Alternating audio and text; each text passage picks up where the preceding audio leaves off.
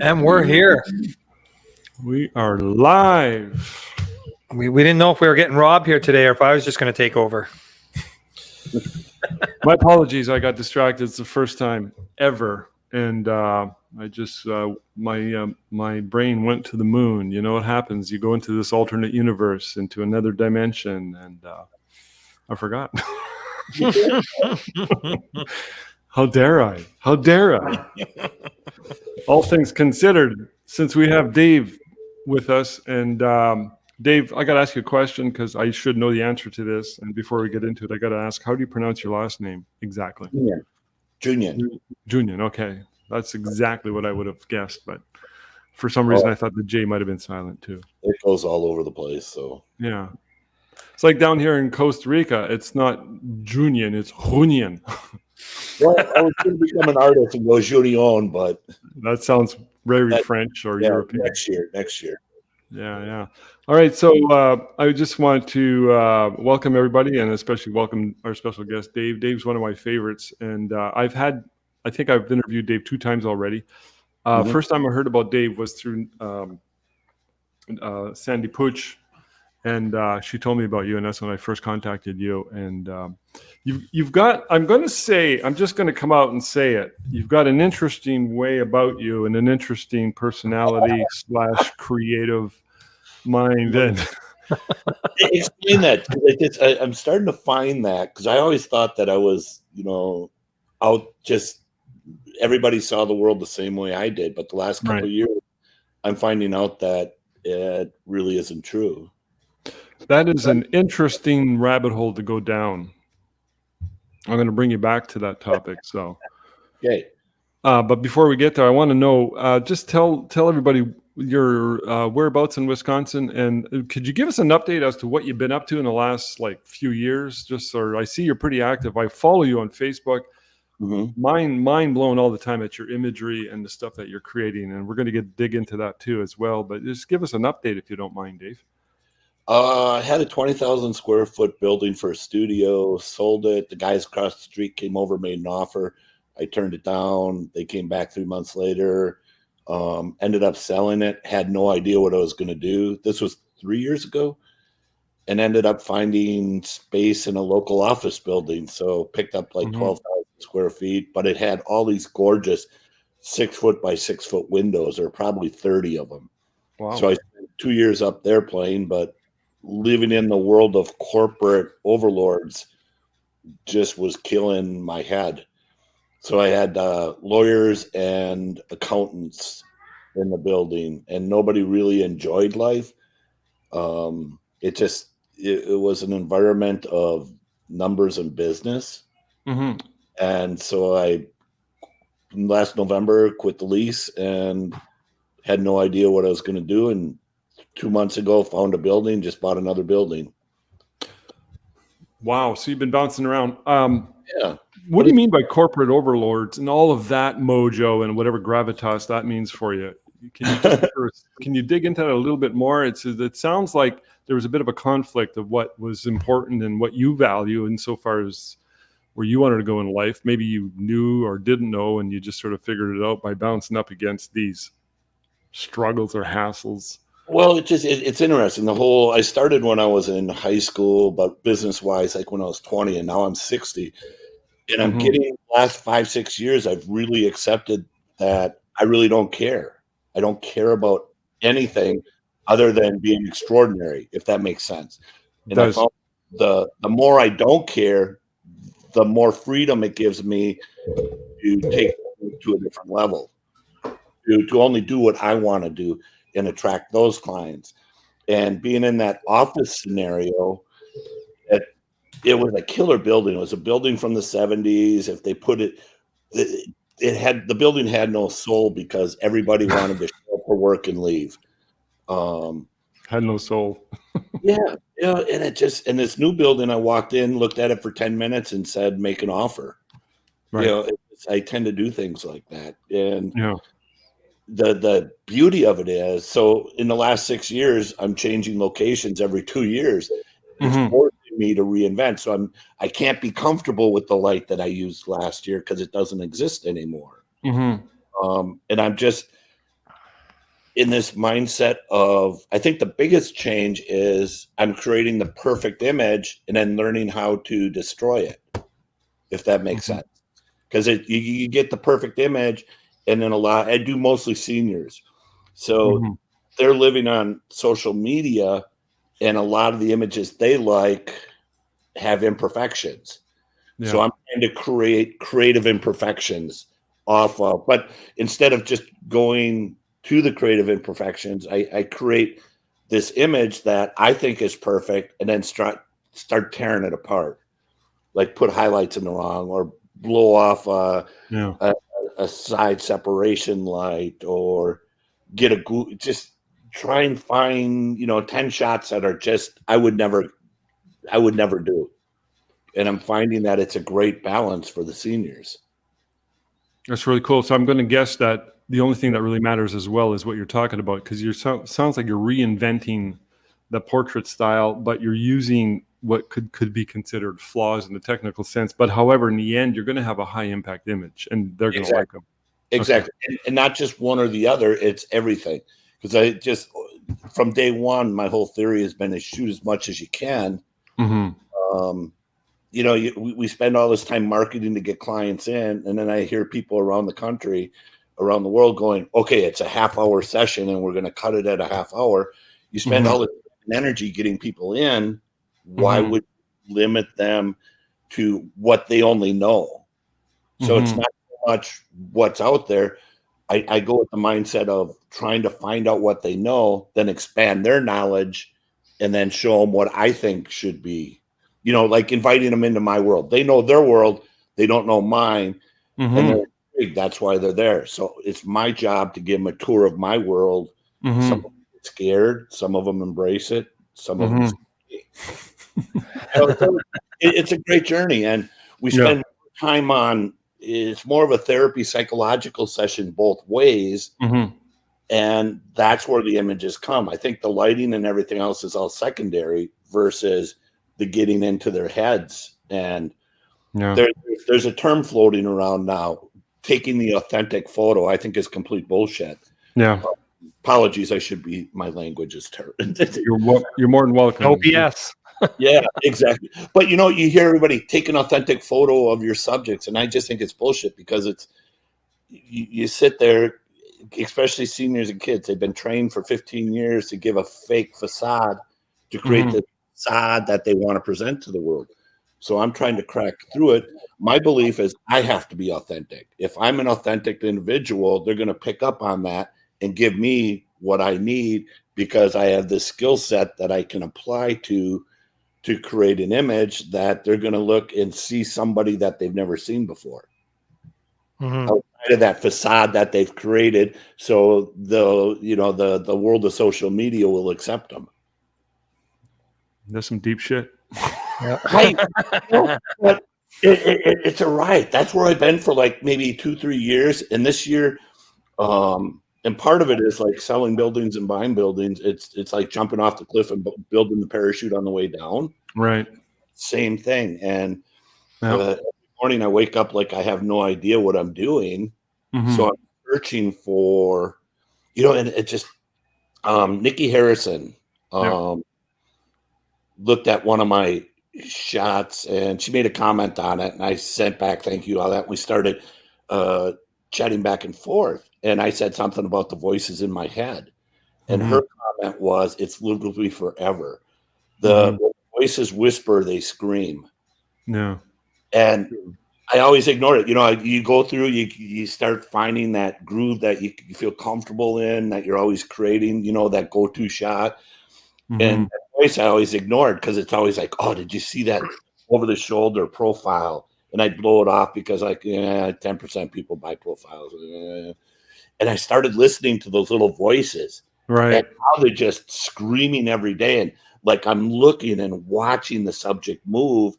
And I'll start with the go-to generic and then just force them to move and watch them build their own flow pose. And just then start working those instances that are truly them. Oh, the authentic them. Sorry. That's some pretty deep stuff. This is amazing what you're saying. I just want to pull back a bit and just dig a little more into that as well. And I also want to visit some of the stuff you just said. What you're talking about is part of your journey, obviously, and this is what you're bringing. This is your evolution. So, what year? Just one number. What year did you start shooting, say, professionally or seriously? 80. So you've been at it a long time. Yeah. This is a lifetime legacy journey. This isn't something that somebody jumps into and 5 years later they go through what you're going to through. Exactly. In this sense, right? I want people to put that into perspective. This is the way I see it, anyways. I could be wrong, but and I like something you said vis-a-vis all of this, and that is you said I don't care about anything, and I know 100% what you're talking about. You get to that point where you just don't give a shit, and that is freedom. So. My favorite mentor, my marketing mentor, Dan Kennedy, always said this. He says that when you start to become immune to criticism, that's when you will succeed in whatever it is you're doing. I think that reflects a lot of what you're saying. So, yeah, I've got a good friend. We were down in Iowa hanging at a convention about a month ago, and I came up with this challenge to him along the same lines of, by April 30th, we each need to create an image that is stellar and spectacular, just something we're really proud of. Then April 30th at noon, we burn it and destroy the file, and nobody can see it except ourselves. Wow. I can't see it, he can't see it. And it's that whole idea that you're letting go. You're not tying yourself into something. You don't need gratification from the masses. And I've been wired on it because it's back to that freedom. And there was a group of photographers around, and we're inviting everybody to join in, and they're all like, "Oh no, the world needs to see my work." And I'm like, "That's such bullshit." At least once again in my world, and I need to qualify with everybody. This is, like you said, this is my journey, my world. I don't recommend it for anybody.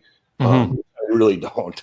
But it's that idea, and I got the idea from a painter, Alyssa Monks. She's in New York, phenomenal stuff, does surreal, photo surrealistic work. You should get her on and just talk. I've listened to a number of her programs, not programs, but speeches. She's got a TED Talk. And you just, instead of paint, you make the paint the subject. And it's all of a sudden it's photography in an true artistic form. And she said her ideal, and then Ayn Rand, I think it was Fountainhead, where this millionaire bought all the artwork because the masses didn't deserve to see the best of the best because it was generic crap. And Alyssa at one point said her ideal painting is to be able to paint it and then just destroy it without anybody seeing it. And that's where I got it. And then one other thing, a quote from her was, she was a consultant on the TV show Americans, and she's one of her characters is talking about how to become an artist, a true artist. And she said, and this was her quote, that we have to get out of our own head. We have to get out of our own way because we're the only ones stopping us, and it just hit big time.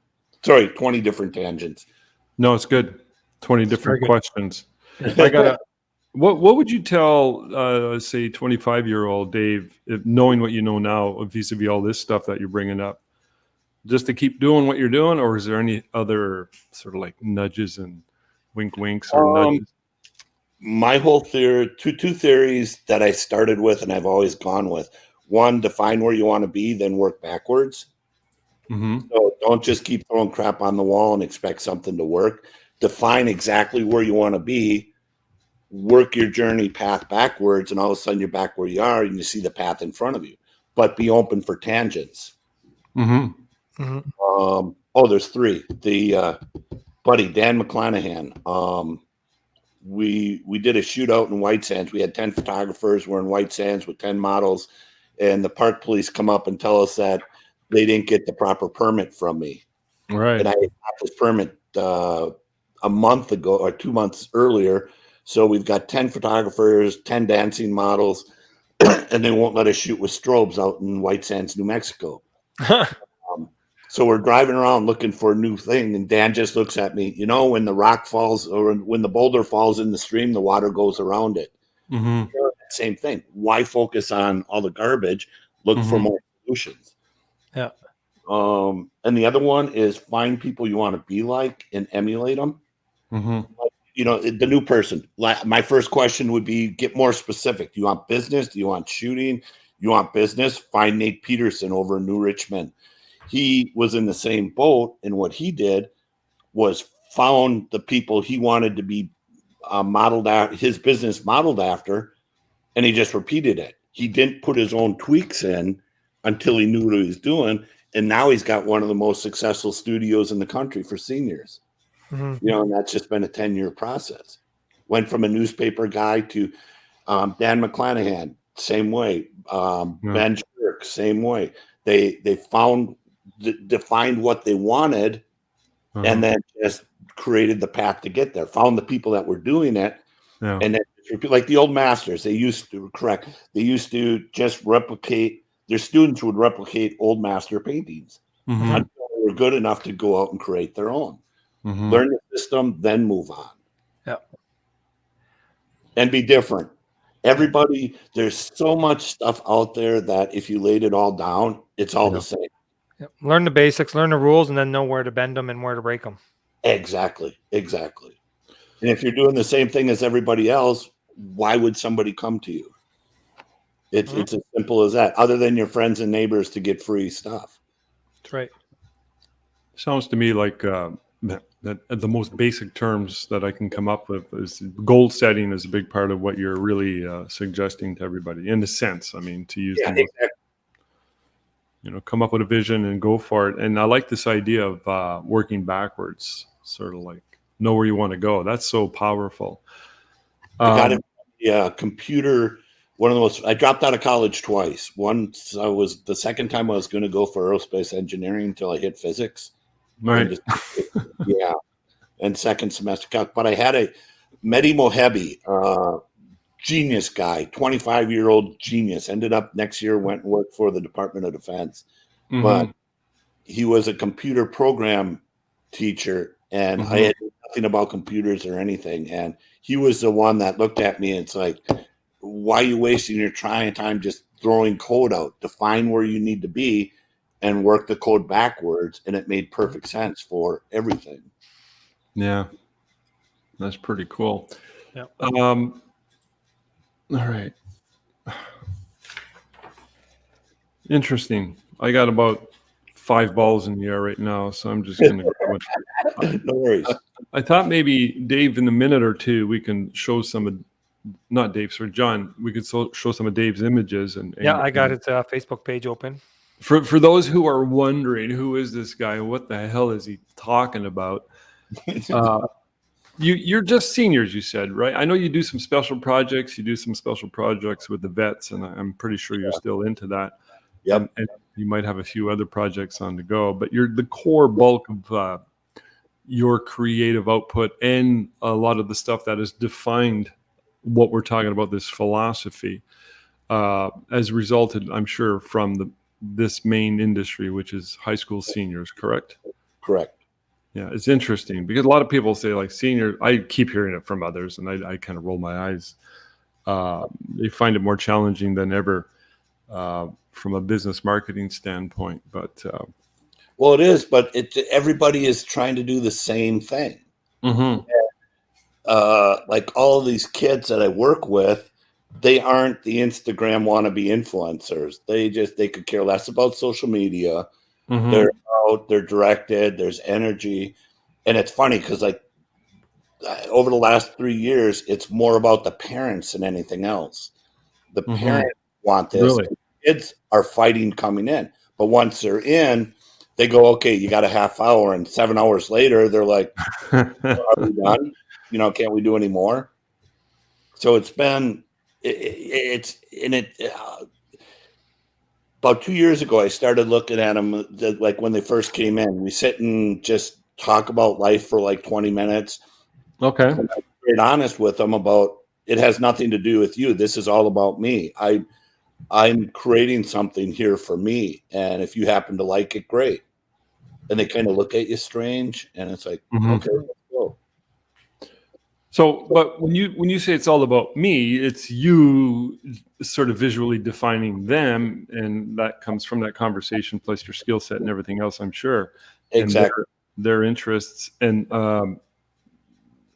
it sounds to me like what you're saying is the parents are the initial uh, sort of initiative and behind this, but once you get them in that flow, on that journey, on that highway, they start to see it. This is interesting. We're going somewhere with this guy. He's not what I expected. You're definitely probably not at all like what their parents are like, and your mindset, your personality. It's an interesting. It's like I'm giving them permission to go outside that facade that everybody's putting, or that box everybody's putting them in. And once we start playing, a lot of the hesitations fall apart, and we just sit and play. That is fascinating. And I'm really, I used to ban parents and hate parents around, and now it's interesting. The kids I'm working with are tight, usually really tight with parents, but in a accountability way, not like their best friend. Right. It's like you're a parent. This is a child. We have expectations, and it's and there's variables all over, but it takes them to a happy place. That's what's so important. I mean, you're connecting with kids probably in no way that virtually any adult could. And that is I had one parent call. What was it? I forgot how it all went, but one of the dads called in and said, "Well, Dave's going to be working with all the kids." It's like, well, there are going to be any adults there? Yeah. So yeah, they must love you. I mean, after they must just like, oh man, this guy's so cool. In a sense, as a but I have the same issues. There's 400 people shooting. There's 3 really strong studios. So I'm up against the same thing everybody else is. I'm just redefining who my qualified client is, and marketing more to my only real marketing is Facebook and networking through parents, right, and going through there. So we don't do Instagram, we don't do Snapchat, and like right now we're doing senior warm-ups. So if you book before a certain month, you come in and we play for an hour and a half, and it gives me a chance to try out new lighting, new games, new plays, and get to know the kids. And it's a riot because I just get to work on new things, and they know, and I let them know that we may get something, we may not. A lot of the stuff is going to suck because it's all new lighting, it's all new concepts. And like, okay, let's go. That sounds like that. Is that a composite, or is that real? Which one? This? That picture there. Oh, it's real. It's just a fog machine, and I painted a bunch of trees white in the backyard. Oh, okay. I think it's just two or three strobes. Yeah, interesting. I'm doing I used to do a ton of composites, just montage. I do very little of it anymore. The majority of stuff I'm putting out is almost straight out of camera. Really? Because I'm finding that simplicity is key right now. Okay, good to know. It's a riot. And one of the studios in town where actually a number of them were using it as marketing, that, oh, you can go to Dave if he's, he does all that creative stuff, but we'll do the real pretty headshots. Right. So they were using the creativity against me, and I just laughed because it's, it worked for them, but yeah, whatever. So you're after a particular market, obviously, and you've been able to effectively carve out that market and say, these are the ones I'm after, and which I think is an important marketing strategy in that whole picture. So you said you only use Facebook and and that's it, or was there another one you mentioned? My website's like 12 or 15 years old. I haven't touched it. Okay. I was on Instagram for a while, but it just got to be a pain. And I find I've created a mom following on Facebook. And Oh, yeah. and then things like we're finding out through feedback that the majority of our clients are finding our Facebook feeds and their moms. And the kids, about half the kids do, but most of them are somewhere else. But I don't care, because if mom's excited, they're going to be able to convince them to come in. Yeah. They're the one paying the bill anyways. Yeah, we're about 50-50, where half the kids know they're coming to us when they're freshmen, and the other half, it's just kind of a build like, okay, I don't care where I go, mom, take me somewhere. Okay. That's pretty cool. When you got half of them at that young of age ready, primed. Do you feel a sense of not only a sense of obligation and duty, but a sense of creative commitment that, they're a freshman, and 3-4 years from now, you got to stay on your game? You know what I mean? No, you're not worried about it. It's all about a moment. I've changed. It goes back to that whole freedom thing. I just want to be the best person I can be at the moment.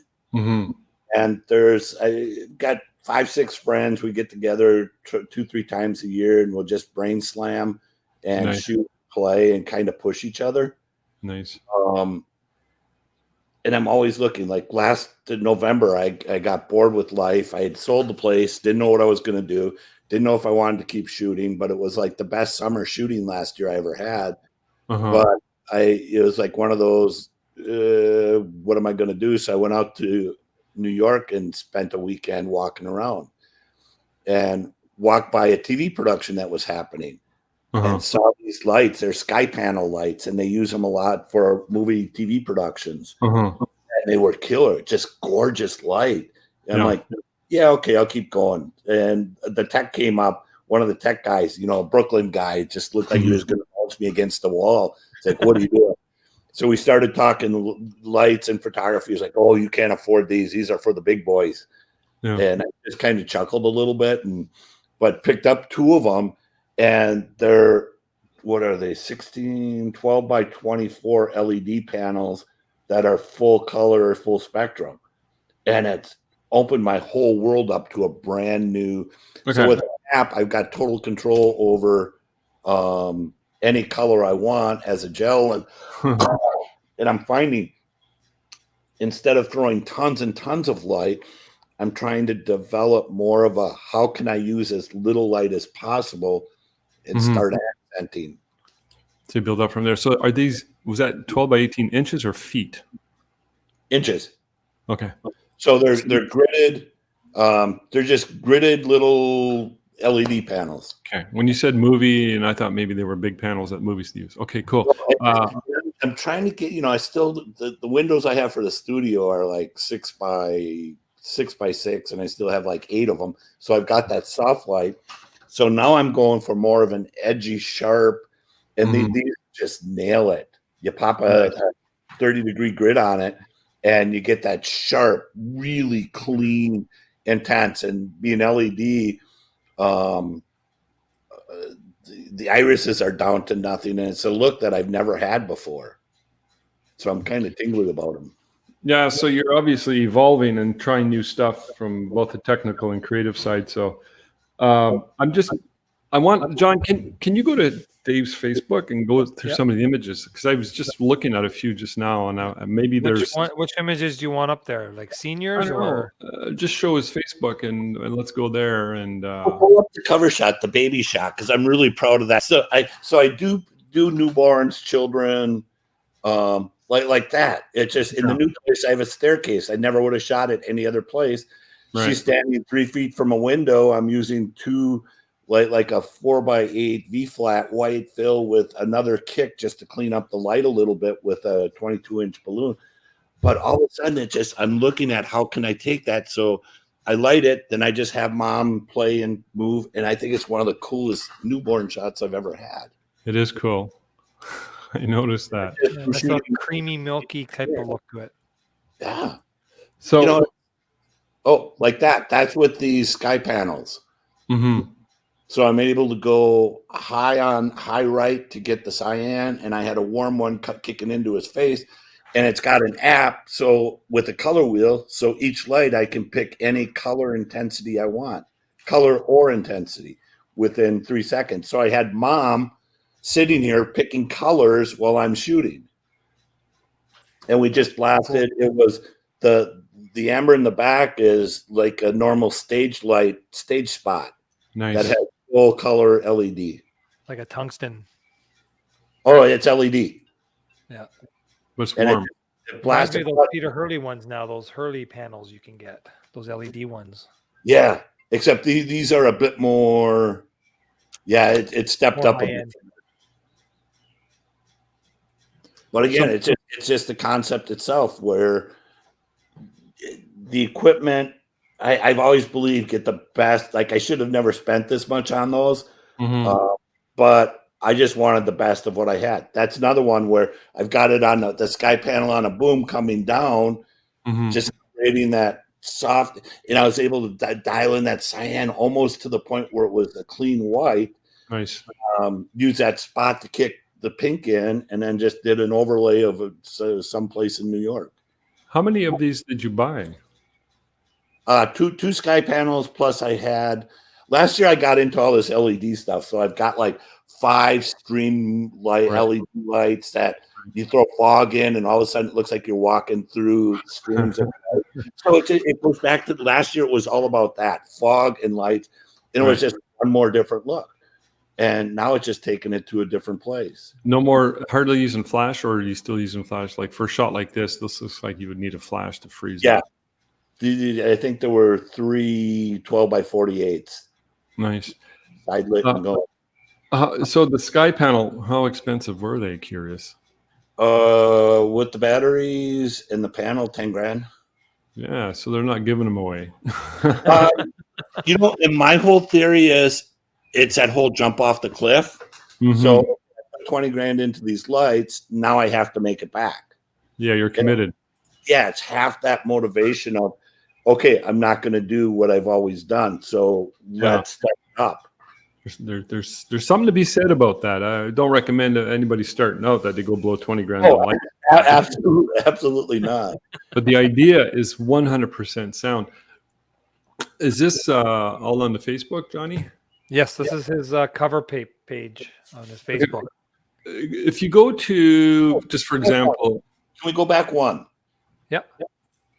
This is just one of the windows in the studio, which is door, and I put a bunch of twigs in front. So I just kicked two strobes in back, gelled strobes out on the street, kicking into the window, and all of a sudden I can create all this weird little stuff just by throwing lights through windows. And that's one more thing that came out this year.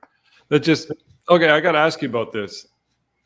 And you said, somebody comes in for a 30-minute session and they're like, I'm out of here in 30 minutes, but you end up 7 hours later, you're doing stuff like this. You got a young lady like this and you're creating this. This obviously is not something you just, boom, it's up. It's going to take some time, right? About 5 minutes. That's it? Yeah. That's pretty good. So, but all the twigs are up and everything. And once again, it's that sky panel kicking in. So it's a combination of the sky panel. It's bright. That's the beauty of, the investment. They're bright enough to give me what I want. And then walk 2 strobes outside, have her set it and go.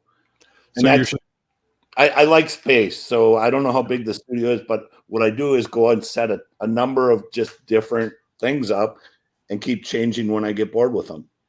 It's totally bizarre. You're totally bizarre, man. You're just so unusual. I think it was Cobain had the perfect quote. They laugh at me because I'm different. I laugh at them because they're all the same. I mean, really, but it's a creative endeavor, and then ultimately, everybody's happy. They have a great experience. You're creating some unusual images, but they're very, very high quality. So one thing I notice about all the stuff I see you post, I'm like, geez, the quality is so consistent. And, but it goes back to that commitment to, if I'm going to do something, I'm going to do it with purpose. Why would I do anything half-ass and it just take it to another level? So your new studio has lots of window light. Yes. The old studio with the corporate overlords, the place that had no soul. Did it have windows or not? Oh yeah, I had a whole block of 6-foot windows, so it was Okay. gorgeous. I miss it. The ceilings were, but it was all old. It looked like a poured concrete parking ramp. It sounds soulful to me. What was about it that was lacking in soul? The people Okay. and the energy. All right. The location. What the business wanted to do is make it all office. They told me to come in, liven up the building. We want life. We want attention. Right. As soon as I put 9 65-inch screens in a square out the windows showing images, the same image, so kind of a Times Square type feel. Yes. In 2 days, I had a call from the corporate overlords. It's a $15,000 display, but it was too retail looking, and I had to get it out. Oh, geez. That kind of thing. I had a dancer in one of the windows. There's a 13-story old brick building across the street. So I would, 16, 17-year-old dancers in the window doing all these gorgeous arches and then blast strobes off the building across the street, which was killer. And I got an email again saying, we'd appreciate it if you didn't put 16-year-old girls in the windows and shake their butts at the pedestrians. So I sent them the shot going, this is what we did. Yeah. And they get back, oh, sorry. So you were motivated. Yeah. You were motivated to get the hell out of there. So, it was just time to move on. Yeah. Well, you weren't there that long. Yeah, it served its purpose. Yeah. And it was a great space to play for a while. So I'm wondering if I'm going to be able to last any longer than 2 years at the new place. Well, what's wrong with the new place that might do you in? Nothing, because the goal is to there's a pole metal garage attached to it, so I want to rip that, bring the ceilings up about 15 feet, kind of make it gymnastics, put a patio on the roof, be able to shoot off the roof. Yeah, you got big plans. Yeah, so it's just we'll see where it goes. That's fascinating. You said you had a display in the window with the young dancers shaking their butts. That was what kind of a display? Was it a LED display you said, or like a television sort of plasma? They were the windows were huge. So I had what was it? 2 of the windows were filled with 9. Did I use 9? 9 65-inch LEDs. So TVs. So 9 65-inch TVs put it where we were all showing the same image. Wow. It looked really cool. So you believe in that kind of marketing and just showing your work to the world via a display. That's important to you if you see the opportunity, right? Yeah, because it's just if you're showing, people don't know what you do, and especially now, I may be in denial, but I don't think social media has a way to qualify that specific client you want to work with. Really? What do you mean? Because there's so much crap out there. Social media itself, everybody has a phone, and I'm sure, have you ever had somebody come up? Oh, let me show you this amazing shot I got. They show it to you, and it's just awful. So to me, that's the new greatness. Right. Mediocre crap is what is really good in their mind. So if no matter what you put out on social media, their mind is saying that it isn't as good as theirs. So what I'm trying to do is go around that and work with kids, work with moms. I've got a theory, an awareness theory, where marketing is awareness, and then you have to have something to go in and be able to pull people in. So the awareness is whatever. It's like the honor flight work. It's working with 80 kids that are all special ed kids, and the school brings them in, and we get to play with them for a half hour and go nuts. Yep. Working with theater groups or what, that's all awareness to me. Yeah. Shooting an extra 2 hours with a senior, to me, that's marketing and awareness. Then you have to be able to create some kind of pull or trigger mechanism for them to go, yeah, I need that. Yeah. Creating just like an iPhone. 20 years ago, nobody needed an iPhone. Now everybody does. Why is that? What's the mechanism then that you use to pull the trigger to get them to? I'm trying to figure that out. Well, it's working, obviously. I'm trying to better define it. Right now, Right. it's how we interact with kids, and parents seem to be thankful that we care about their child. Mm-hmm. That's a good one. Yeah, and I'm finding that more often. It's more the way you deal with people nowadays, because now, as a technical wise photographer, it's gotten society in that way that you don't have to be great anymore. You just have to be good enough. Whereas now, if you can find a way to go that extra mile, like you are socially with the people, make them feel comfortable in front of you, make them say like, "This guy's awesome to be around. This is the guy you want to go to." John, you just nailed it. It's just like, why do people want to be around celebrities? Why do people? And that's kind of my whole background or backbone, whatever core is. What can I do to make people want to be around me? Mm-hmm. Just one, be a really good person. Yep. Two, and we're just kind of branching out that way. What can we do? Because if people want to be around you, it's going to make it that much easier. Yep. But it goes back to being the authentic you. Yes. That's so good. So you're back to that statement again. You said that earlier. What was one of the toughest, most recent, say, photo shoots you had done, say, with a senior? I'm sure a lot of them come to you and they're sort of, you had mentioned that they're sort of pre-qualified in a sense. So it's going to be somewhat versus, say, casting a wide net to the general unwashed masses. You're almost going to attract a certain kind of client. But have you ever had any major personality clashes or struggles with some? Only with myself.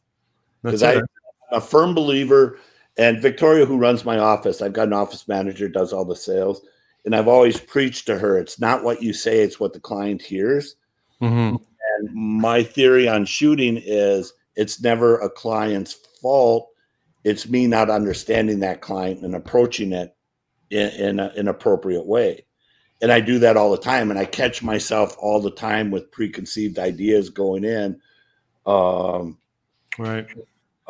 Just did a young lady that I've known forever. We've done dance stuff, and I had this whole mindset of what we were going to do. And she came in, and she was it's one of the coolest things I've done in a long time. And she just nailed it and was giving me so much more. Mm-hmm. You know, so that's it. It's not so much the issues with the clients; it's with my own head and getting out of my number one, my arrogant ego, douchebag self when I get into that, oh, I'm so great type crap. Yep. And then just slap myself down and realize that I'm nothing more than a guy that pushes a button. And then once I get there, we can just sit and hang and play and create. I mentioned Project Transition. It's where a local school district brings in 80 kids over 3 weeks and at 4 kids at a time. Mm-hmm. And they're all special ed, ranging down the spectrum big time. Right. Had one 7-year-old, Amelia, explaining to me the social ramifications of social anxiety and how it's affecting her on her daily basis with school and her friends. Right. A flipping 7-year-old. And yeah, a special ed 7-year-old kid explaining social anxiety to me. It could have been a college course. So I'm tripping on this. So I step back and we're connecting with these kids in a great way. And I had one young man who was bound to a wheelchair, non-communicative, and about 10 minutes, 15 minutes in the shoot, we weren't getting anything. And I'm like, doesn't he know who I am? God, why isn't he, all this crap about I'm the artist and I'm great. And I finally stepped back and just started chatting with him. And within 10 minutes, we had some killer stuff. Yeah. It goes back to me, it's not a client issue. It's my own head. Mm-hmm. That's cool. That is so cool. That's a fascinating area. And I've been thinking about that especially in the last 5-10 years. Because once you get beyond all the technical stuff and the cameras and all the lighting and everything, you think about what is the thing that works between you. And just to talk, I'm going to talk about Peter Hurley for a minute, because I look at his work and the way he draws out these expressions. I'm like, he's got something going on here that is above and beyond technique. And it's got to do with personality, and that's what you're talking about. You're talking about your personality, your ego. You said douchebag, and there's a lot of modesty in it. Well, there's a lot of truth in that. There is, and it's very humbling. But in that humbling is a source of energy and creativity, and ultimately an outpouring. From the younger days, got two stories on that. It just one was back in the days when I was doing a lot of speaking. Gary Box invited me down to Oklahoma to do their state organization. I'm like, oh God, I got to step it up and do something killer for Gary. Right. To, like, oh, I'm going to be all impressive. So I asked a girl to come in that was a senior, and like, I had this idea it was going to be a 3-dimension or something composite. And she came in and she was phenomenal on her senior session. And we're into it for about a half hour and she's not giving me anything. And I was getting really frustrated. I looked at her and it's like, and I believe I said, what's your problem? You said that. Yeah, because I'm an artist, and doesn't she know who I am? You had a moment. You had a moment. And she looks at me. My best friend committed suicide and put a gun to his head last Saturday night, and I found him in the woods. No, you Puts asked. everything in perspective. Yeah. And then we sat down and talked for an hour, and just about how she's going through this. Well, I'm graduating, and you go to a party and some 6'4" jock beats the shit out of my friend because he has dreads or he looks different, and she's talking about all this excitement of future, but all the turmoil of all the garbage in the world. And it was a phenomenal talk. Finally, during the whole thing, I realized what an idiot piece of crap I was, and how I completely ignored everything about her. And I've lived with that forever. Try not to ignore. So then I'm like, let's do it. We got up. I said, give me 3 shots. In 10 seconds, I got 3 shots, one of the strongest shots I ever had. Mm-hmm. Every emotion she had, blended it together. And I've always used that as a learning. Like anytime I start getting, why aren't you giving me what I want? It's a trigger mechanism to throw back at me. It's like, why am I not guiding you to where I need to be? And the other one was, had this young lady come in, kind of just real low key. Mom was a crackhead. Grandma was taking care of her. And the session wasn't anything spectacular, just in, out. And the grandma stops in the next day, talks to Victoria, drops a note on her desk and says, well, just wanted to thank you guys. This is her suicide note. She gave it to me this morning and said she isn't going to need it anymore. Wow. And that was those two things have stuck with me forever. The power that we have to create and guide. If we only step back, get out of ourselves, get out of our own way, and just look and see and be a part of the moment that we're in. Yes, that's some pretty deep shit, Dave. Yep. I feel like everything I say could be wrong. I hear what you're saying. But there's a lot of truth in the journey and the experiences that you're bringing. I mean, really, there are. You sound like that connection I was talking about a minute ago that one brings, and that plays a large part in the visuals. It sounds to me like there's a bit of a therapist going on, and somebody who's really empathetic and able to listen and understand and let them open up, trust. Exactly, you just nailed it, and that. I think so many people in every aspect, whether it's a family, whether it's a senior, whether it's a 7-year-old, everybody's being told what to do. Everybody's being judged by social media. And when we come back and ask, so tell me something. What are your issues? The last 2 weeks, I've been doing nothing but hit in these warm-up sessions, talking with kids about how much garbage goes on in school. Right. And how all the mean girls are, just how difficult it is. It's things that and finally they just get to open up. And last night we didn't even get the shooting. We just sat and talked about all the garbage and ended up planning everything we're going to do over the next 2-3 months. It's a process. It's a journey. Yeah. Yep. That's amazing. Do kids have more anxiety and stress these days, in your opinion, or is it just different?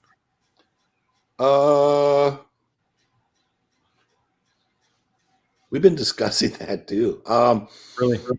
I think they have manufactured stress. Wow. That's funny because yesterday morning was another chat about this whole thing. And I was trying to ask this young lady why she's stressed over the 3 nasty people in school that keep ripping on everybody. And I'm kind of disappointed that the schools and the masses in general aren't stepping up saying, fine, let somebody be a bully. You're not going to do anything about that. Step up, be stronger, look at them and just say, hey, I hope you have a better day, and walk away and realize that has nothing to do with you. So, and that in itself is a half-hour discussion. So there's a lot of crap going on, but it's hard to, what was our hardest decision? Whether or not we were going to wear a Boston t-shirt or a Led Zeppelin t-shirt. Right. Yeah. Mhm. So it seems to be something, my daughter's 26. I've seen her in that age group, and it seems to me that there's, a lot more kids are on meds, a lot more kids are struggling with anxiety. You hear of that, when I was young, I had major panic attacks, but nobody would listen to me, and I just dealt with it. I drank and I smoked and I did drugs, but it's the medication thing, the number of kids that are on medication, the number of parents on medication, and therapists involved blows me away. Yeah. And there seems to be missing a coping skills and critical thinking skills. Yeah. But I just, once again, I'm dealing with probably the upper 20% of the kids. Mhm. And I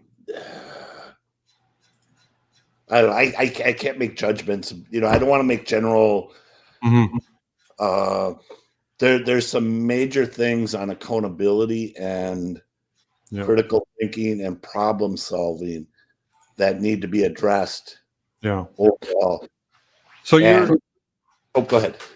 Oh, just because you're playing this role in your business and your creativity in their lives as I went back to that same word. It's almost like you're a therapist of sorts. I mean,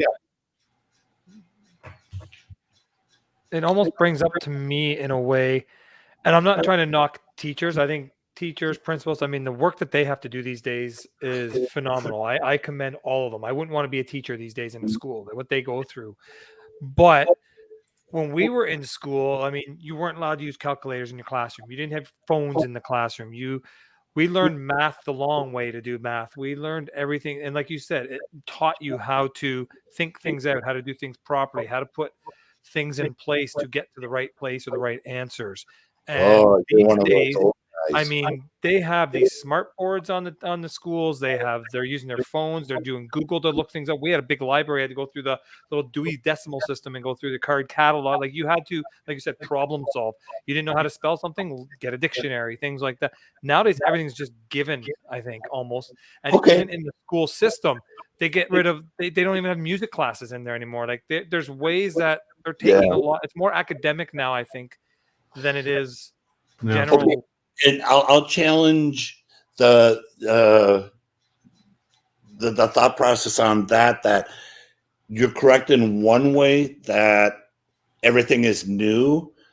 I see it as the problem is they didn't adapt to the transition. So isn't it great that they have in their hand a device that's as powerful as all the computers they use to go to the moon for the first rocket shot or moonshot? So why aren't they adjusting and saying, let's make classes where instead of memorizing, regurgitating, we're going to give you a problem to solve. So they aren't. And in Wisconsin, the state legislature has made it to the point where they're tying grades and test scores into funding. So the schools have to get a certain grade point average with their students or they don't get funding. So that causes schools to create a no pass scenario or a no fail scenario. So it's just destructive in its own world. We could go on forever for this. Sorry. But there's something to be said. I mean, really, who knows what's really going on? But just something. It's an interesting topic, and Simple. And the kids, the kids I'm working with, I liken it to my parents going, "You're listening to Zeppelin and all that. You're going to destroy the world." There's good kids out there, and that are going to be challenged, and they're going to be accountable, and they're going to step up. And I've got faith it's all going to be okay in the long run. Oh yeah. Me too. I'm a big picture optimist. And, as you get older, it's easy to fall into the trap of, back in the good old days. It's funny because that's exactly what it's one of the things I pull. I pull the old grumpy man that's upset about everything, and I'll throw it at kids, and they'll just look at you like, really? So it used to be where I was all worried I wasn't connecting because I wasn't the age and cool. I'm old now. I'm admitted it. Yep. And we bound it, and I let them rip me because, I pull up references from the 80s, and my favorite line is I'll bring somebody up, and they're like, I was born in 2003. Yeah. It's great. Yeah. So then, you flip into, well, what are you listening to? Enlighten me. What are your thoughts? And you just start you mentioned it, guys. It's a therapist. It's not just me being a therapist. It's them bringing me along with them. So I think that's the key thing is I get just as much out of it as they do. That's good. Find out what makes them tick. Yeah. I use my head. It's like the girls will be sitting there getting themselves around. I'm like, well, how's my hair? Does my hair look good? It gets a little chuckle from them, and it gets them in that mood. So you just got to find that one little thing that's going to make them click. Exactly. So it's almost like you're also you're really helping them. You're in a small way building their self-esteem. I always thought that self-esteem was a big part of all this, and but I don't want to get into that because we're rolling up to an hour here. If you had to go back to school, Dave, you're 2 times flunky. Yeah, dropped out twice. So am I, by the way. We're in the same page, and the thing that got me was physics, but I did not as well. To me, it was Chinese, and it was like, but you were taking aeronautical engineering, so holy crap! If you could go back to school, would you finish that degree or something else? Absolutely not. What would you take? I got what I need. If you could go back to school, I would go tweak professors, and challenge the system. All right. And just probably philosophy just for fun. Yeah. So it's more just to get my mind more challenged. If that makes sense. I don't think I could do I'd have no interest in anything else because I guess if I had it, I would have gone. I don't think I could handle the school scenario. What I'd rather do is just go and take that money and find people that I admire outside of the industry. Once again, I'll bring up a list of monks. She opened her painting studio. To come and paint for anybody to paint for $200 and go paint with her for an afternoon. Nice. So I sent a message saying, I'm not a painter. I don't want to paint. I just want to sit and listen to you talk. I think it kind of freaked her out a bit. But she said, you have to paint. So I ended up buying all the paint stuff, going out to New York and sitting with 5 other ladies and painting. And it looked like I was in first grade. So after about 20 minutes, she comes, wipes my canvas and puts on this gorgeous piano music and comes up to my canvas and starts creating an eye, then a nose. And with the music and just watching her hand, it was like one of the beautiful things ever. So it's moments like that I would be searching for versus an education. That to me is education. Yep. Finding people outside of what I do. Because I don't think I can learn from other photographers, but I can learn so much more from other people out in the real world. Yeah, that's pretty amazing.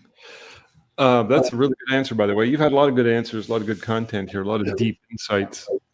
You're 60 now. I am. Any retirement plans, or is that not even something that's not even on your? I don't know what I would do. Yeah. I keep joking. I'll just get one of those I've fallen down and can't get up carts and mount a camera to it and just run around and use that for in studio shooting. Well, I think you're going to be around for a while. You look like you're still very young, strong, healthy, both mentally, physically, and spiritually and all. So it's probably I find a lot of photographers have long lives and their careers extend often into their 80s. You know. Yeah. How are you guys feeling? I feel amazing. I'm turning 64. And I could do battle with you, John, and 3 others right now. Let's do battle. 5 of us. I turned 50 this year, but I feel pretty good. I mean, considering I have a wife and 2 daughters, I have so much estrogen going around my house and not enough testosterone to counteract it. So I think I can take on a bull right now. That's killer. So I think it's all attitude and mindset that's so important, and just keeping that ball rolling and being innovative. And it's a lot of what I'm hearing from you, Dave, is in part of your story. Yeah, that's it. Just always finding that, searching for one more thing, and it's not being better or greater. It's just understanding there's so much out there, and if you just keep searching, you're going to find new things, and it doesn't have to be the greatest or the best or whatever. It just has to be the process of searching. So I got to ask you this one question before I let you go. You said you don't really use Instagram, and I notice on your Instagram it's been a couple of years since you've updated any posts. So obviously that's accurate. But Facebook, I hear from the kids that Facebook's for old people. So is that because you're going after the parents with Facebook? Exactly. And why not Instagram? Because you don't really care about the fact that it's all younger kids on there? I looked at the numbers, and I would always get X amount of numbers, and it wasn't growing or anything. So to me, it was just a waste of time. Okay. And let me rephrase that. I could probably pick up another 5, 6, 7, 8 sessions off of it. Mm-hmm. I'm lazy. Okay. Good enough. I'm just lazy. There's so much more I could be doing if I really wanted to. Mm-hmm. But well, you sound like you're busy anyways, in spite of that. So pick your lazy, right? I'm doing exactly what I want to be doing. We'll put it that way. Yeah. So. Okay. Well, it's an hour now, so we'll let you go. And I appreciate you coming on board. This has been absolutely amazing. We had no idea what we were going to talk about, and I had every confidence in the world that. No, I thought it was awesome. Well, I love it because most of our shows are about lighting and posing and photography and dealing with the. This was, I think, one of the first ones where we dealt more with the psychological and mental aspects of your client, because it does make a big deal in your photographs and what you're going to get. So I think it's a lot of good news in there. So thanks. Well, it's interesting because back to some of the changes and where I'm going, I'm finding that if you put lighting and technical secondary and you have a strong base on it, once you start identifying the personality of the individual, you can use those tools to better define. Yeah. That's so valuable. Thank you, guys. I feel important. No, I learned a lot. I think your biggest quote I got from you was that you can learn from other photographers, but you can learn so much more from others outside of photography. I think that's brilliant. Absolutely. And the last 2-3 years, it's all I've been doing. Like conventions, I only go to hang out with friends, but I make an effort to find people outside in more of a creative. Like I sit and watch 70s talk shows with Johnny Carson and Letterman, or 80s, just to see the artists when they were younger, and then realize there's this transition, and it gives you hope that you can build into something. And that's cool. And are you still doing After Dark, or is that on? I'm not. I handed it off to Bert Banke. Okay. So it ran its course. It was fun. I just I don't like people anymore. Yeah, sure. It's more valuable to sit and hang with the people, good friends, where we can just sit and talk and deal with it, versus I'm not really into the masses thing anymore. Good. It's good to know that stuff. or not. It'll It's, change tomorrow. Yeah, it might come around. You never know. It might come around. Anything's possible. So Yeah.